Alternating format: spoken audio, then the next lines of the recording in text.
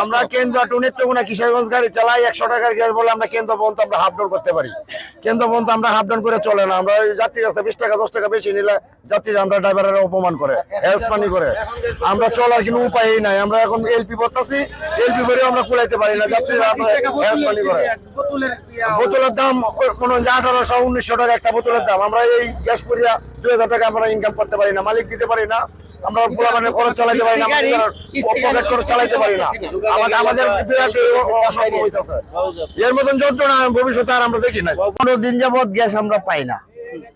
নেত্রকোনা পাম্পে গেলে যে লাইনে গ্যাস নাই, ঠিক আছে। আমরা খুব কষ্ট করে লাঞ্ছিত বঞ্চিত আমরা এলপি গ্যাসে বোতল দেয়া চালাইতেছি। 10 টাকা 20 টাকা ভাড়া যাত্রীর কাছে চাইলে তারা আমাদেরকে বলে কেরে ভাড়া বাড়তি আর হনস্ত করে। আর আমরা রইলো যে তিতাস গ্যাস হইলো আমরা 42 টাকা না 43 টাকা লিটার ভরতাম, আর এখন 140 টাকা লিটার বইরে আমরা গাড়ি চালাইতেছি।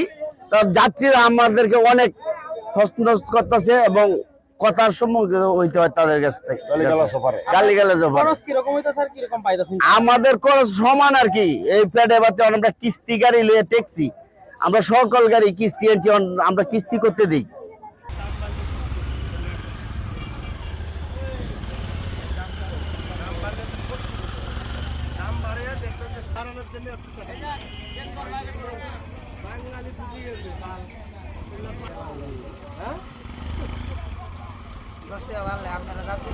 আমিও কিন্তু পাবলিক হয়তো এখন এই না অন্য জায়গায় তোমার যাইতে হইতেছে সবার উপরে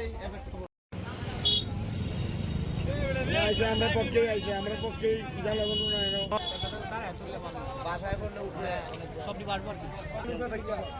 আমরা যে অবস্থাটা এটা তুলে ধরা হয়েছে সরকার কেন্দ্রের মানুষ বেশি কষ্ট করতেছে, এর লাগে আমরা কষ্ট দাও পুরো ধরে কম বলে একটু সময়